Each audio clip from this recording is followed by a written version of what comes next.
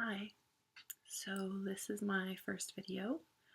Um, I have been watching ASMR videos for about 2 years now, but I have experienced ASMR pretty much my entire life.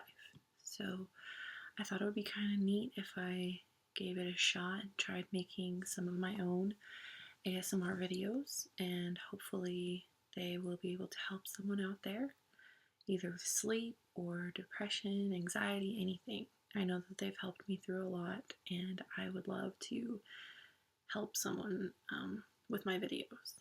So, the first one that I'm going to do is, as I'm sure you can see from the title, it is a little reading out of this book in honor of Shark Week. So, Shark Week just started this past Sunday evening on the Discovery Channel, and I was able to get this book from my boyfriend's mother, actually, and it's a pretty awesome book. So it makes some pretty good tapping sounds. It's got a little bit of texture to it. You probably can't really tell, but the fin and the wording, it's got a little texture to it. But I thought it was pretty neat and really sweet of her to get this for me. So for those of you who don't watch Shark Week or don't know a lot about sharks, maybe this will be something kind of interesting. I live in Florida, so we actually deal with a lot of sharks. But it's not as drastic and dramatic as some people might think. So let's just take a look here. So here's a great white, Carcharodon carcharias, I believe is the technical term. Don't quote me on that, but I'm pretty sure. I love sharks. So it says, here are the facts. Hardly anyone dies in shark attacks, and most people who sustain bites survive. In the past decade, an average of about 6 people around the world have been killed each year by sharks, according to the International Shark Attack File, which began in 1958 and has tracked more than 3,400 incidents since the mid-1950s.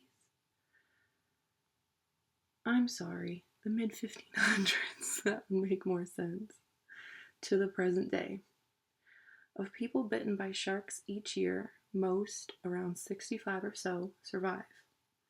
Shark attacks are bad, of course, but they are rare enough that you shouldn't spend any time at all worrying about them. If you know sharks are in the water, don't go swimming. Clearly. If you see them, don't provoke or feed them. Also pretty obvious. You'd be surprised how many people do that. The bottom line is, sharks are a creature to cheer, not fear. They're remarkable in so many ways, and here are just a few. They have flexible cartilage instead of bones. There are more than 500 species of shark. Their teeth continuously replace themselves. Their giant livers help them float. That's something I definitely did not know. They can sense electric fields given off by animals, objects, and water moving through the Earth's magnetic field. They evolved 200 million years before dinosaurs. That's pretty interesting. They're older than insects, amphibians, reptiles, even older than seeds and flowers. Human beings are a lot younger, only about 200,000 years old as a species. So, I thought that was pretty interesting. I love sharks. I think that they're fascinating. Oh, say hi to my cat over here. Oh, she's over here. Duh. I find sharks to be extremely fascinating. I don't know everything about them. I do know a lot. Well, more than most people, I guess, just because I read about them and I do watch Shark Week, and I've actually had 3 shark encounters of my own, which is pretty strange, but twice when I was a kid, my family and I anchored off shore of an island out in the Gulf, and my little brother and I was about 4 and he was 2, were standing in the shallow water while my mom was unloading stuff on the beach and my dad was still in the boat. And somebody who was anchored nearby shouted that there was a shark, and I guess it was a tiger shark. So they swam past, or it swam past my brother and I, and didn't do anything. I mean, we were completely oblivious to the fact that there was a shark right next to us. And that same situation happened again a couple years later at the same place. So, needless to say, we didn't end up going back there. Then, when I was 18, I was at a beach with a friend, and it was dusk, which you're never really supposed to go in the water at dusk. And we were sitting there, and there were several other people in the water, and they were watching the dolphins. And a lot of people do that. So I was sitting in the water, and I felt a little uncomfortable just because I don't really like knowing that there's large creatures. I mean, obviously there always are, but knowing that they're nearby, even if they are dolphins, it freaks me out a little. So I was a little uncomfortable. And we were bobbing in the water, and I saw a fin that was not going like up and down. It was just staying straight across. And I know that that's usually the indication that it's a shark.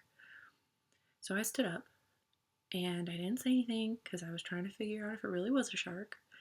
And unfortunately, a woman who was about 10 feet away from us yelled shark. And of course, everybody went crazy, and I just booked it to the shore. I didn't look back, I didn't care. I just booked it to the shore. I was not even gonna deal with that, but apparently the shark just started splashing his tail all around and started heading towards all of us as we were running to the beach. But then it just swam off and it was gone, and people got in the water like 20 minutes later. I did not. I stayed on the shore, but other people did. So I think sharks are pretty fascinating, but I definitely don't want to come across them in an unprotected manner. I mean, if I were doing a ghost diving tour, what is that? Shark diving tour. Maybe I'd be more comfortable with it. I'd probably still be terrified, but at least it's controlled. But if you're in the water and a shark swims up behind you or whatever, you can be in some real danger, and I'm not about that. So I try to avoid that as much as I can by not going out in deep water and trying to stay where I can see the bottom somewhat, and not going out at times that you're not supposed to go out in the water. But anyways, I hope you guys like this video. I'm not really sure how it's going to turn out. Like I said, it's my first, and I'm a little nervous.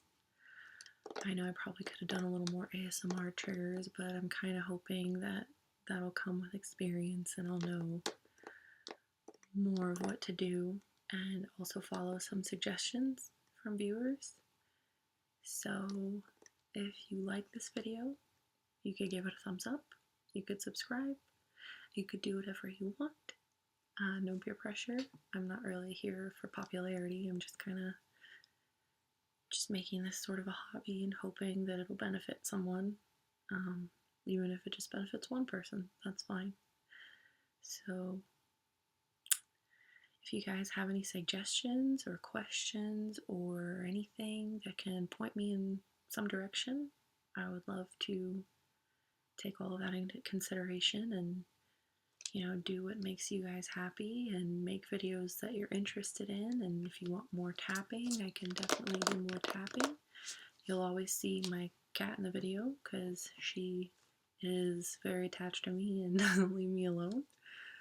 But she'll try to remain quiet. But yeah, so it was nice to make this video finally, and it's nice to meet all you guys. And I would like to thank all of the ASMR artists out there who have inspired me.